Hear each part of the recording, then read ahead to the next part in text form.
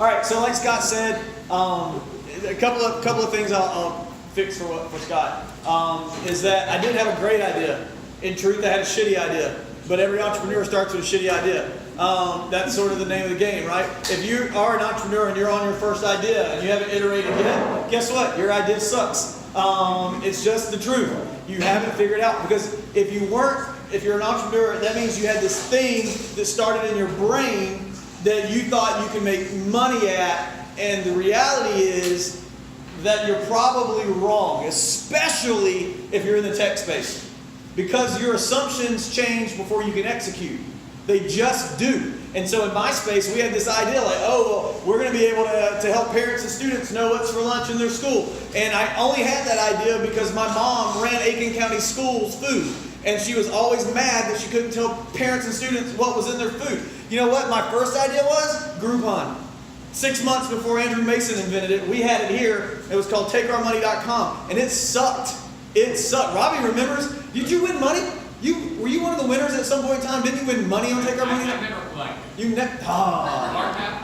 Yeah, bar tab. Gotcha. So here's the deal. We had this idea that we could start this sweepstakes, right? We would put, like, literally, this is the quickest, by the way, the quickest way to burn through $100,000 I've ever seen. So we had this idea that we could put money up. Trips, cruises, we gave away four-wheelers and dune buggies and all this ridiculous shit. And like literally just money after money after money after money. And what we would do is you could come to our website and see all these half-off coupons. They were great. We sold the crap out of them. We had a little bit of different model on how we got paid, and everybody loved our site. Everybody hates Groupon, well, vendors do for the most part, but they loved us. But what we did that was really cool is that for every time you looked at an ad, you got entered into a sweepstakes. It was awesome. And then Groupon happened.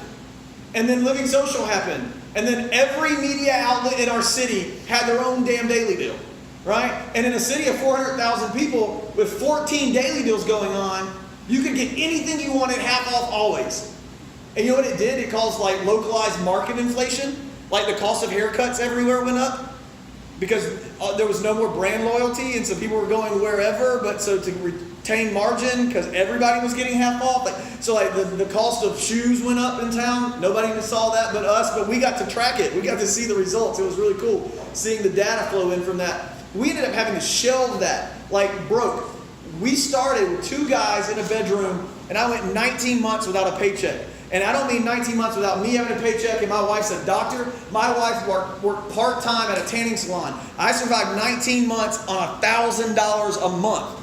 I've gotten a phone call from my wife at 11:30 in the afternoon where she said, hey babe, I need you to come home because we don't have any food in the house. And I mean any food.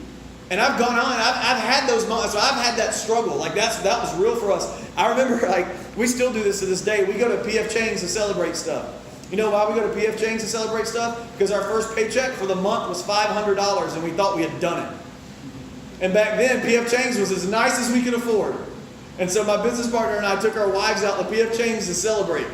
If you don't have those stories, you are not an entrepreneur. I don't know what you call yourself, but if you ain't eating ramen and saltine crackers with ketchup on it, that's right. That's right. And so listen, that is just what it is for most entrepreneurs. For literally that's what the prototypical entrepreneur is. The prototypical entrepreneur is somebody that has a cool idea, builds a cool idea, sells a cool idea. That's the unicorn entrepreneur. That's 1 out of 1 million. Right? That's 1 out of 1 million. We got very, very, very, very lucky and worked very, very, very, very hard. Now, I don't know where you are spiritually, but one of my favorite sayings is work like everything depends on you and pray like everything depends on him. And that's been for us the truth. Like we worked 20-hour days, 6 days a week for 2.5 years, and we never stopped grinding. And when we shelved that business, we just kept grinding. We just kept grinding. We just kept doing it. And so I would whore ourselves out for anybody that needed software built. We would do it for nothing. We built a $100,000 project for the Salvation Army for 10 grand just because we needed money. And we did it in record time because we never slept. But we always paid our mortgages somehow. We always got what we needed in when we needed it. I worked for so many people I hated Just like literally, when I say I prostituted our abilities, I mean it in the worst and ugliest and dirtiest ways. I would code anything for $1. I could have been on the side of the street. Like, we'll design for money. Like, that's what we did. And we had to. We didn't have any options. Because I had a family I wanted to feed. But you know what I wanted to do more than feed my family? Is work for myself. I hate bosses. I hate bosses. Like Scott said, we just got acquired, and now I have a bunch of them. We got acquired by a Fortune 750 company, and it's awesome. By the way, I've been broke, and I've been on this side of an acquisition. I like this side better. This side is a lot more fun. But my stress level is 3 times what it was when I was the guy at the top. Because we know what we did? We had such a cool culture, we just trusted that everybody would do their best. And if everybody did their best, we grew. And we tripled 3 years in a row. We doubled last year. And it gets harder and harder to do any exponential number the bigger that you are, but we're still doing it. The number so now I have bosses, and my bosses just gave us a number. I think they took one of those things and shook it up and picked the number. But they gave us a number. They gave us a number 150% over what we did last year. And at our scale, that's next to impossible. But now they don't care if everybody does their best. They want you to go do anything necessary to get to that number. We're knocking out Q3 right now, by the way. We haven't hired a single person. We haven't changed our sales tactics. Our people never change. We have this culture at MealViewer that our people will die to keep our doors open. They will. They love what we do. We were voted the number 3 place to work in the state last year. We're the only Augusta company on the list, by the way. We went from 2 guys in a back bedroom to 23 employees. Now we're in 32 states. We service 2.5 million parents and kids a day on our app. And we raised 0 serious venture capital. We got to one point where we had to hire 2 people, and we knew we had to hire them, and we needed $250,000 to do it. And we took this weird convertible debt equity loan to do it, and we ended up giving up the equity to make that happen. So in 6 years, I've raised $250,000. I have pitched trying to raise venture capital all over the friggin' U.S. I've been to Silicon Valley, I've been to Austin, I've been to New York, I've been to Chicago, I've been to Atlanta, I've been to Birmingham, I've been to Savannah, I've been to Jacksonville, I've been to Miami. I've been in every major city. You know what I realized? I was spending a whole lot of time with my hand out and not working. And then I decided to quit doing that and just work. That is a lot better. At the end of the day, you ain't gonna clap for that, because there's a lot of people in here that are probably going, but no, I need the cash. No, but I need the funding. I'm working as hard as I possibly can, and that's honorable. If you need that, go get your cash, and you do everything you can do to get it. I just decided that for me, I wanted to go to bed tired rather than go to bed ashamed. And I just got tired of asking for money and got ready to do some work. You know, what I found out is when I did work, I didn't need money, because work's free. As long as I could stay awake, I could work. And so I took a lot of Sudafed, even though my sinuses weren't. You'll get that joke one day. Don't worry. I learned to sleep whenever I can. Dave over there will attest. I can fall asleep like that. I tell people all the time, I stay awake until I can't, and then I sleep. And then I get up and I go at it again. I have cultivated in me this weird ability to tell my body to go to sleep. All of you guys standing here watching me, I guarantee you I could sit on this stool in 2 minutes, I'd be knocked out and not care that you're in the room. I can go to sleep because I learned that I might only get an hour today of sleep. Like, my body just learned to go to sleep. Get an hour, get up and go at it again. You learn these weird things when you're an entrepreneur about yourself. And so, like I said, we grew our company from 2 guys to 23 employees. We got a really beautiful 4,000 square foot space. It's really, really cool. If you ever want to see it, it's right next to 1102. You can almost see it from this door. Called MealViewer. It's 1106 Broad. Come in, take tours. We love giving tours. It's our favorite thing. Like, there's not a single person in our office that can't take you on a tour of the building and tell you what everybody does. We love it. You know why we love it? Because we love what we do. We genuinely, everybody in my office genuinely loves being at MealViewer. The best part of my day is the first 10 minutes of my day. And this is what it looks like. I walk in the door, I usually high-five Taylor, who is at the front, and I go throw my stuff down at my desk, and I walk to the back of the office, and I start at the back, and I work all the way to the front, and I hug every employee. And just thank them for showing up, because they didn't have to. right? They didn't have to show the hell up today, but they did. They chose to come in and keep building what we're doing. And nothing has changed about our culture. They all love it. They just all love being there. But that starts with us loving being there. It starts with me loving being there. There's not a single one of them. You could ask them to a man, if you called Tommy at 4 in the morning and needed help, he wouldn't get out of bed. They'd be like, oh, he'd be the first one there. What's up, Drew? There's my business partner, by the way. This is Andrew Duke. Yeah, Duke. So Duke built our company with us. And so when I say that we were 2 men in a back bedroom, it was Andrew's back bedroom. And so, by the way, I grew up in an industry before I got into being an entrepreneur where you could kind of skate by and just do enough. And I was really good at what I did. I was really, really good at that. But there wasn't a prototype for me in that industry. It wasn't anybody that had my kind of energy. So I always just succeeded because I could succeed. I kind of skated by on exceptionalism. I didn't learn how to grind until I started working with Drew. Because Drew will start work at 6 a.m. and just not quit until it's done. Drew worked 3 times as many hours as I did and I felt like I worked all the time. He just wouldn't stop. He's a monster. He never got it. He's not even listening. He didn't get enough credit. I'm trying to be nice to you, Drew. He didn't get enough credit in all of this. But Drew's really the beast that made everything happen for us because he's the actual talent. I just do this real well. I just yammer on at my mouth and he does all the actual work. But here's what I wanted to say tonight. I was thinking about what can I tell you guys about entrepreneurism. And then we'll get to my favorite part where I get to quit talking. There are 2 things you need. This is what I've come to. There are 2 things that you need to be a successful entrepreneur. Drew and I figured this out by screwing things up. This is what you need. You need to cultivate inside of yourself an inability, which is a little weird, right, to say that. Because everybody wants to cultivate an ability, create a new skill. What we decided we were going to do is we cultivated in ourselves the inability to give up. We did not give up because we wanted to keep going. Because there were plenty of times where I did not. I've called Drew, our relationship was strained at one. At one point in time, I was working from my house because I didn't want to see his face anymore, right? I was calling Drew going, if we weren't so far into this, I would quit. We've had those conversations. I've said those words. It's not been easy, but I didn't keep going because I wanted to keep going. I kept going because I couldn't quit. I don't know what about that was, but what I realized is I have a built-in inability to quit. I can't quit. I don't know how to do it. And so to be a successful entrepreneur, we decided all you got to do is just not quit. If you'll keep going, you will win. Now, your original idea might not win, but that's fine because it probably sucked to start with, right? And so your original idea might suck and you might not win on that, but if you'll just keep going, you will win. And then the second thing you have to have, and this is the most important thing, and then I'll shut up and I'll take any Q&A you want. The second thing you have to have, and it's the most important thing you have to have, is that you have to believe that you will win. Like you have to have this dumb, foolish, ridiculous optimism about yourself and your abilities. Now, I get told all the time, I'm an arrogant douche. I get that. I am.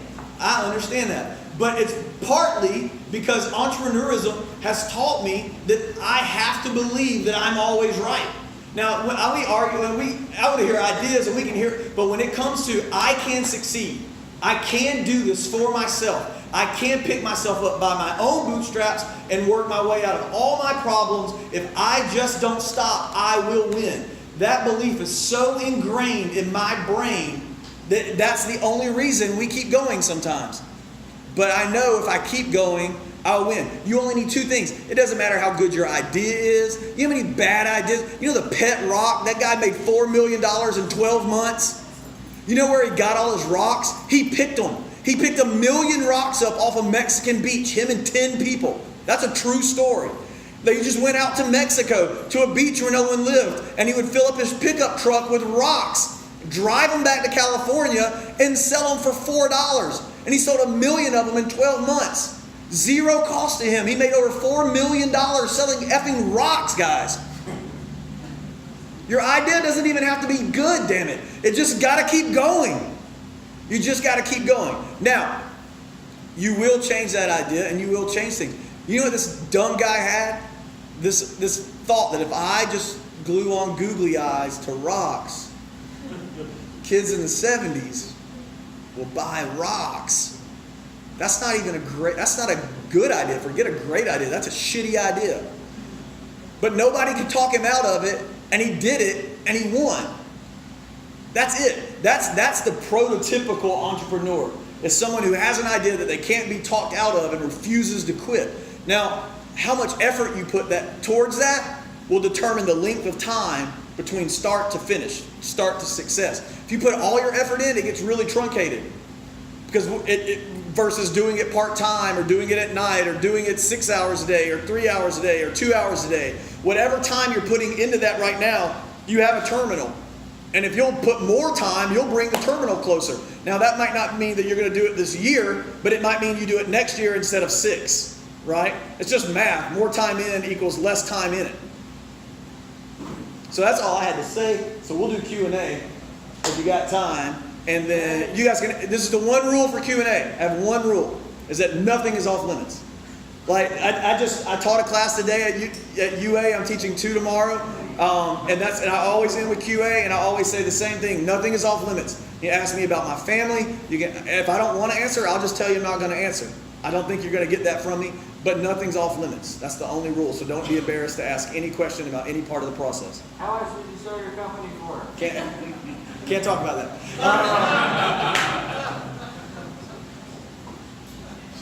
Anything else? It was enough to put the word multi in front of multiple people's names. Word. Hey, I'm Steve with Electrolyte. Nice to see you today, Tom. Hey, Steve, what's up? What do you consider one of your most defining moments throughout your life? What's a good one? Okay, so the question was a defining moment, a moment that like makes me.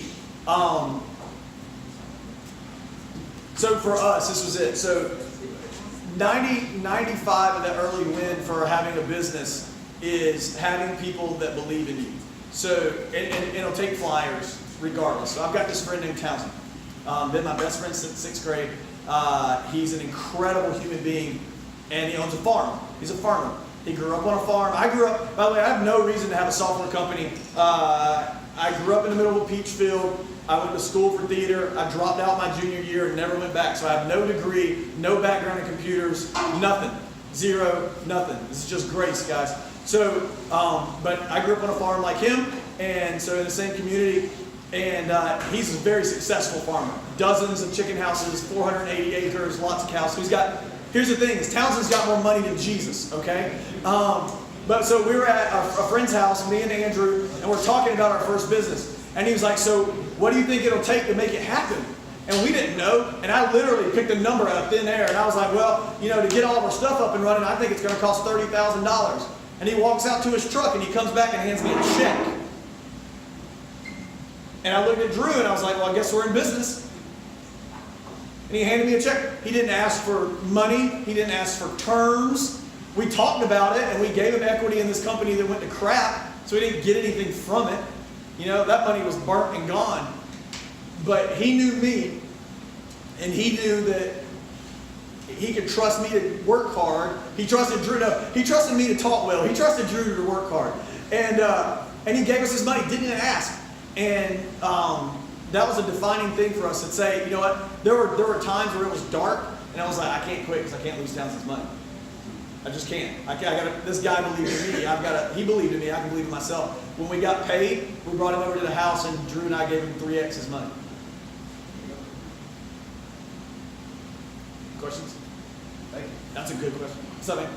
So you were part of it from the very beginning. When you said you brought up 2 people, how long did it take for you just the 2 of you? And when it came time to hire the 2 extra people, how did you find them? All right, so we were business partners for 3.5 years, and did all of it by ourselves. And the company got sold at year 5.5. So we only had people for 3 years of all this. And the growth during that time was like this. It was crazy. But we got to the point where I couldn't sell anymore, and he couldn't build anymore. Everybody was capped out. Everybody was doing as much as they possibly could. And we needed some systems brought in. And so I knew a guy that had done sales professionally and was super, super successful. And we said, hey, he was out of a job, and I said, hey, come work for us, please. And he said yes, and he's still with us to this day. And he sold huge accounts and he helped make revenue happen. But you can only sell so much, right? And so of the same product, and people start catching up. And so we knew we had to build something else. We had to build something new. And we started with just digital signage for school cafeterias, not apps and all the stuff we do now. And we're like, we need to get into this other market because it's got better margins and blah, blah, blah for whatever reason. And we had to go, we just started a LinkedIn. How did we find Rick? Referral? I stalked him on LinkedIn. Yeah, so Drew stalked this guy on LinkedIn and we poached him. And usually when you get poached, you go to a better company for better pay.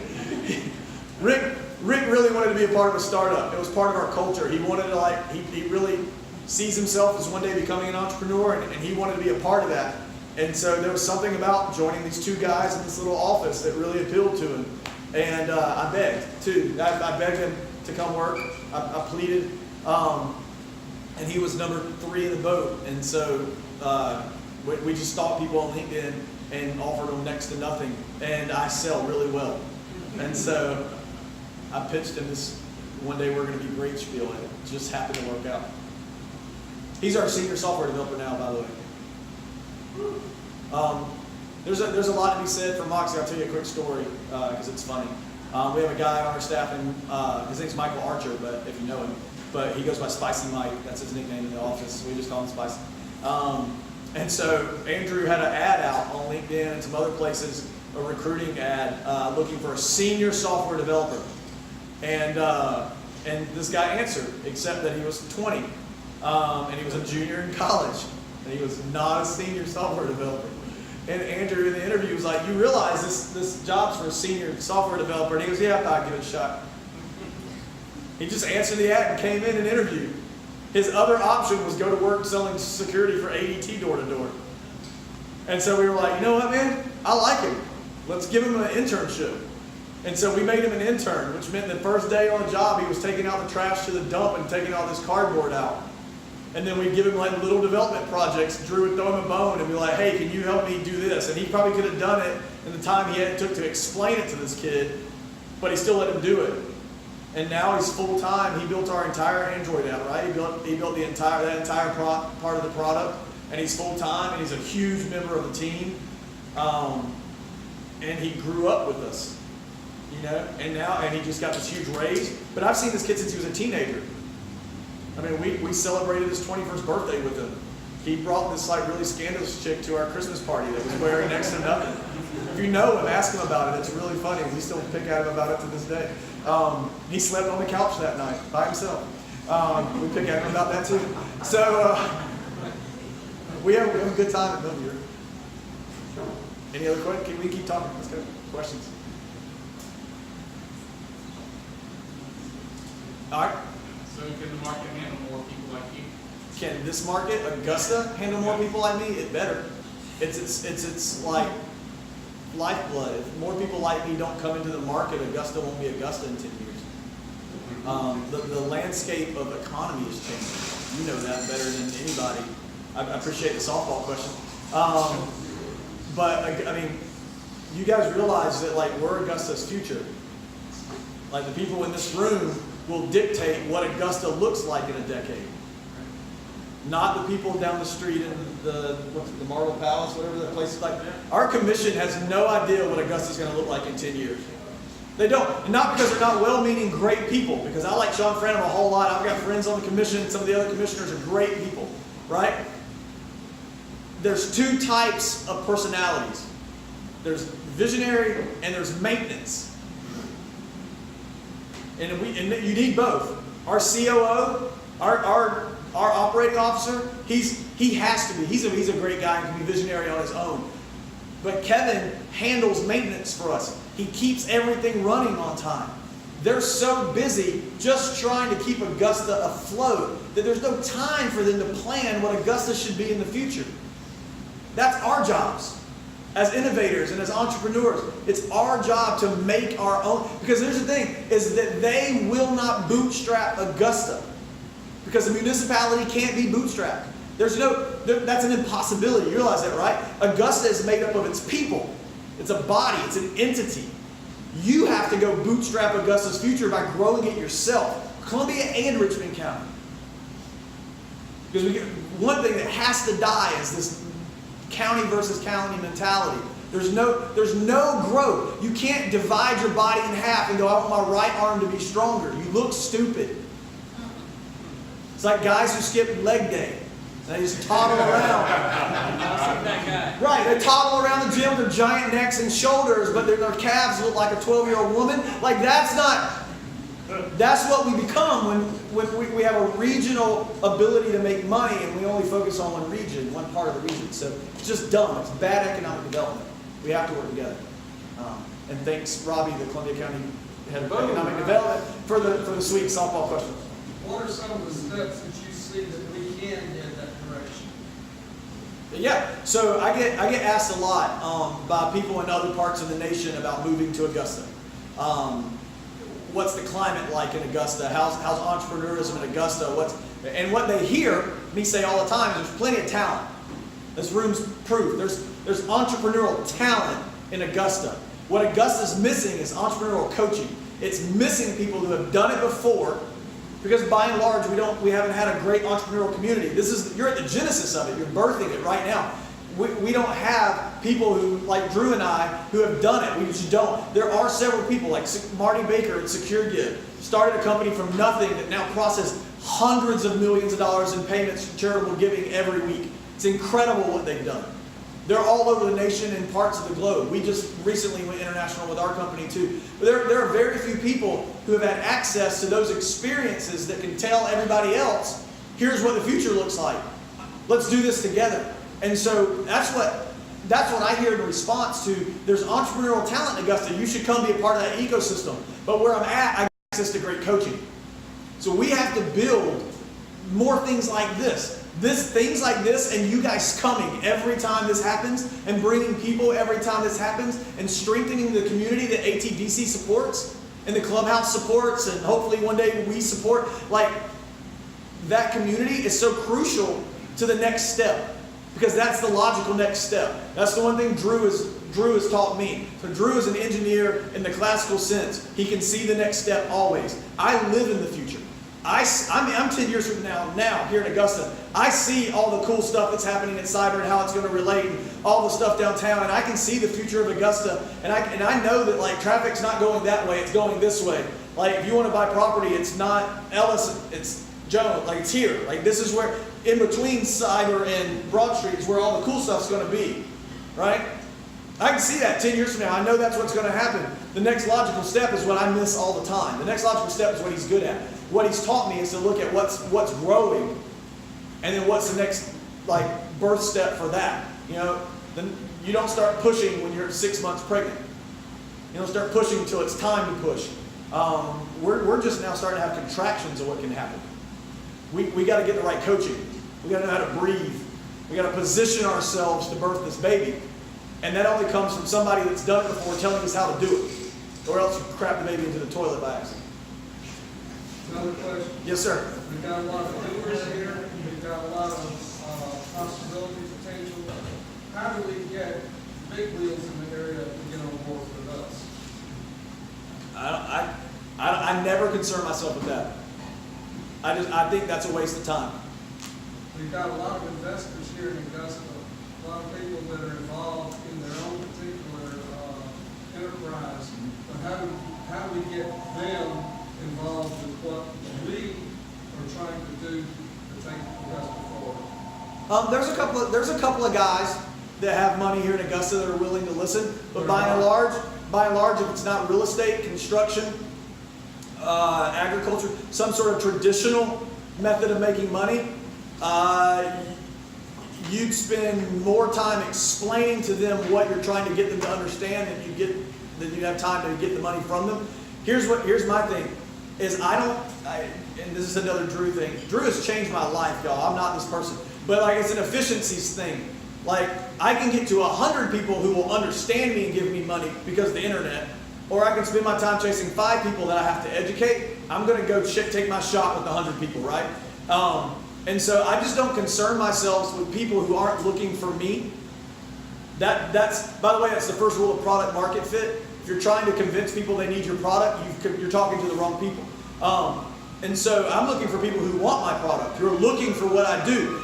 And they need, so a preacher told me this one time. Drew, you might remember driving in the car and hearing this on our first trip to Birmingham. But he said, big money needs big vision. It's true. Big money, they need my vision more than I need their money. Because their money will stay their money. It will always stay right there at 6 to 8% growth. They don't have an opportunity to 12, 10, 15, 20, 100x that. They don't have an opportunity to get to multiples in the market. It doesn't exist. And so if they're going to invest, they've got to get to multiples, to double their money or triple their money, they've got to invest in something.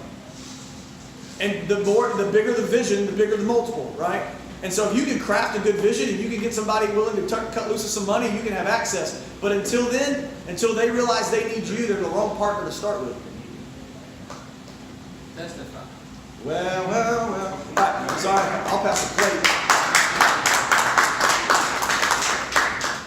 How did you help create the culture at MealViewer with the newer employees?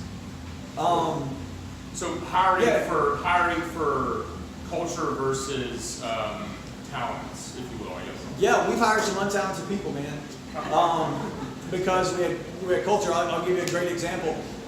We try to grow people in the business, right? So we got three full-time employees right now, and it would be 4, but one guy's a military commitment. We have 3 full-time employees out of 23, right? So that's a pretty sizable percentage of our company. We have 3 full-time employees that started as interns in college. 2 of them are still in college and are full-time employees. One runs our entire marketing department, and she answers to one person besides me, and that's the head of marketing for a Fortune 750 company, right? And so we kick people off the deep end real quick. So we try to grow people up in our culture. The other intern, oh, awesome. Thanks, Evans. So the other person that is an intern with us, his name's Oliver, right? And so Oliver has no skills. He came to us with no skills, right, Drew? I mean, he came to us pretty damn green. He had a very posh life. He'd gone to finishing school. He had never owned a pair of blue jeans till he came to us in his life. We went to a trade show and we were like, listen, we all wear jeans and cool shirts. And he was like, shit, I gotta go buy jeans. Like that, he never owned anything but khakis his entire life. And they were creased and cuffed. I mean, and when he went and got jeans, he got them from Joseph A. Bank. That's this kid's life, okay? Before he came to us. In 2009, his family lost everything. So he went from, he wears a Rolex every day. Because when he was 18, his parents gave him a Rolex. But he wears it as a reminder of what they gave up for him. Because they struggled to let him finish school where he finished. And then he went to college at Charleston as a spoiled little brat and kind of drank himself out of college. And then came to Augusta University to get away from everything and start over, right? And so he's the hardest working person in our office. Like if I called him right now and said, I need you to go to the warehouse, empty it out, and move it one spot over, he would do it. He would leave school. Every day he's like, I just want to quit school and come to work full time. I love it here.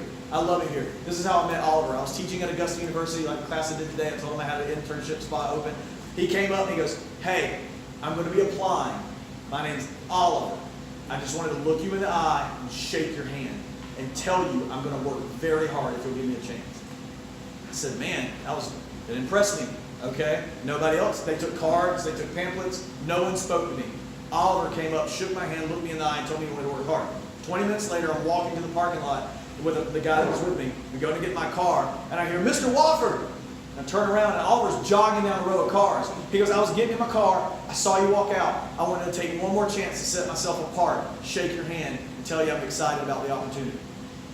I drove from the school back to the office. I walked in. I told Kevin, I said, hey, you're going to get a resume probably from a guy named Oliver. Hire him. I don't care how the interview goes. Just hire him. He was nervous on his interview. I hired him because I knew he wanted it. That was it. That's the one thing we look for above all else. You got to want it. You got to know that sometimes you're going to work 20 hours and you're going to be okay with that. And not only are you going to be okay with that, you're going to be happy about it. You're going to have to be happy about the fact that this is going to be a grind from time to time. That boy works his butt off, and he's found his niche. that he's got this sweet little southern accent. He sounds like this because he's from Savannah. And he drips syrup on the phone. This boy sets more appointments than anybody I've ever seen. He's better than every one of our salespeople at setting appointments. And one person keeps our salespeople in the road full time because he sets all their appointments. One person. He's found his niche and he's magic. He was trying to set up an appointment for somebody else and they kept dodging his call. He couldn't get them. We have a family meeting. We don't have to do a staff meeting. We have a family meeting every Friday. And he was at a family meeting and everybody's talking about what they're going through. And he goes, man, I just want these people to get on the phone so I can damn sweet talk them. Like he's found his niche and it's something he's proud of. We celebrate. We reward him for doing something. We give him wow cows when he sets up huge appointments. Like he loves winning at that. And he's just found this thing he's excellent at. And now we've started letting him do sales pitches. And we sent him to Oregon by himself with our COO to do a trade show last week. And he didn't even set appointments. He sent 9 quotes for work from the trade show. From the trade show, he's sending out invoices. Like the kid's going to be a monster. He's going to be a freaking monster. He's amazing. I got lots of fun stories, but y'all can ask questions. It's more fun when you ask questions. I would love to give a couple of quick acknowledgments, like Taylor, Rebecca. You two are some of the best public speakers that I've run across. I think you are so strong. There are so many great entrepreneurs in this room. Lane, you're just getting started, but you're strong. Rafi, if anybody wants to make a speak. Rafi's a beast. Dude. That's no joke. Like, I don't like getting lunch with Rafi because I leave feeling like I haven't done enough. yeah, be his friend. Brian, Aaron, dude, I mean, it's just, this room is filled. I'm so, like, my heart is warmed by the hustlers, the entrepreneurs, the technical people. If y'all are here, you're doing it. You are the next generation for Augusta's future. So, I don't know. I'm happy that y'all are here and great. Absolutely. Well, thank y'all for letting me talk.